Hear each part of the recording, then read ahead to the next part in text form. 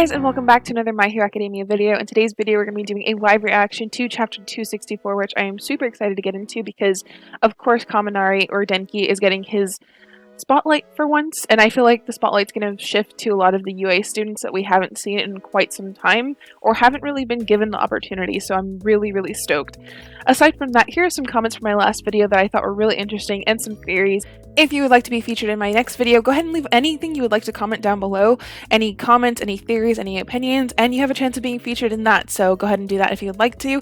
Also, if you end up liking this video, go ahead and hit the like button down below because it does help me out a lot, and I do cover all of these different topics right here, so if you see something that you might like, go ahead and consider subscribing and hitting the notification bell. And of course, as always, there will be a poll in the top right hand corner where you guys get to rate the chapter 5 stars down to 1 star and anything in between. I think it's super important to hear back from you guys and what you guys think of the chapter, and not just what I think, because at the end of the day, we're all just readers and all of our opinions matter. So again, with all of that housekeeping out of the way, let's get into the actual review. So the first panel, we start off 800 meters southeast of the hideout, 1 kilometer west of the hideout. So I guess there's 2 different spots that they're attacking from. 800 meters north of the hideout. Yeah, so they're attacking from different points, which is really cool. Here we go. The underground sanctuary. Everyone's calling for Redestro and the assembly hall.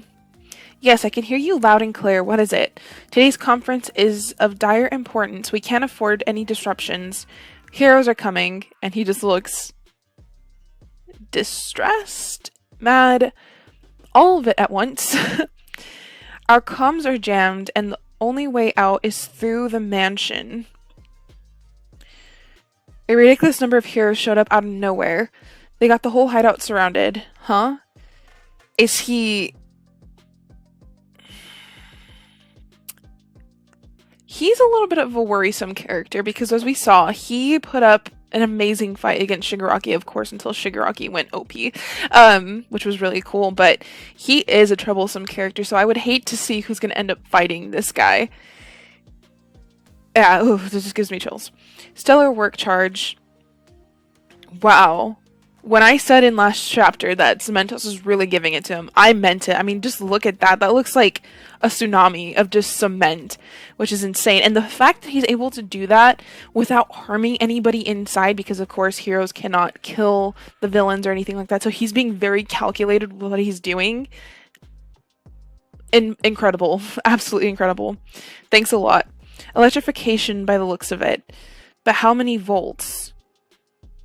Is he gonna try to, like, give them more? Ninapo? I don't know. Sorry. 1,000 sheet pierce. I put tiny holes in your lungs. Getting worked up could put you in death's door in that state. But a nice snap will have you healed in no time. Wait, who was that? That's insane. Midnight looks incredible. Liquid chain prison. This is a mess. Even the regiments are falling to pieces. If you're gonna go down, at least take a few dogs with you. The ground. UA High School's Class 1B, Juzo Hanaki? Mudman. Good job, Mudman. You mean it? Not gonna work on me. In 1B is definitely getting their chance to shine in this chapter. I always liked this girl's character design. I always thought it was really cute and, like, unique in a way. You don't really see, like, mushrooms or anything like that in... It's not some, like, the fantasy aspect of that isn't always showed in anime or manga, and I really appreciate that. Leave the crowd control to me, Shroom. Amazing. We got it from here. We'll take down their guns with full force. And we are back to Hawks, which is where I was really worried this chapter was going to go, for sure. I sent out the date and time of the attack via code. And if I make it sound easy, believe me, it wasn't. The real threat here was the sheer numbers on your side, so... Hey, come on, what's up? I had to keep an especially sharp eye on you and your double. Certainly couldn't leave you two to your own devices. Let's go over liberation ideology before the big conference. You didn't suspect a thing, right? Poor... Why is Hawks acting so evil right now? Like, And like twice I mentioned this in my last video, like he thought that he was making friends with Hawks, and that's something that he has a really hard time doing because of his mental issues. So it's just kind of sad. It's not even like, oh, he's got him, like it's so cool. It's just sad to me. It's not anything cool. Please don't resist. I'm going to capture you and hand you over to the authorities. That's how this works. But hold on. Someone's got to pay for this. No. He's the one who killed Big Sis, Matt. And the one who blew her... Okay, so I think he's remembering, Overhaul and that whole situation. It's always like this. He got me to carelessly lead him right to everyone. Yeah, I think he's tired of being, like, manipulated. Not again. Yeah, Hawks looks so evil. Jesus. Like, just chill for a second. I had to trust you because I felt bad for you. I think he kind of felt connected to Hawks in a way because, again, that one panel right here where Hawks is like, a cage isn't where I belong. And I feel like, metaphorically, Twice was in a cage in his own brain. Like, his mental disability was kind of keeping him caged and locked up. But the moment he got over it was when he really started to appreciate life and everyone around him. So he kind of wanted that for Hawks. And Hawks did this to him, so I'm not even sure what I think about this whole situation. What's a guy with nothing left supposed to do? Find someone who'll trust you. Who? Friends. How sad is it if nobody trusts you? Well, thanks. You've just been unlucky, but you can make a fresh start once you pay for your crimes. I guess Hawks is trying to help in his own way. Like, I think he understands that it's not just cut and paste for Twice. It's not as simple as black and white. And I think he kind of wants to help him, but the way he's handling the situation probably isn't the best. I'll even help you start over because you're a good person. Shut up. You call yourself a hero?